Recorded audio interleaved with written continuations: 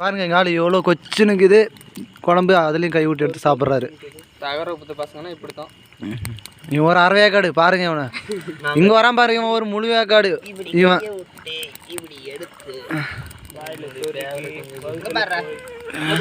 இப்படி சாப்பிடணும். ஆனால் நான் வந்து டீசெண்ட் பார்த்தா உப்புதே அப்பா ஆட்டமே சாப்பிட்றேன்.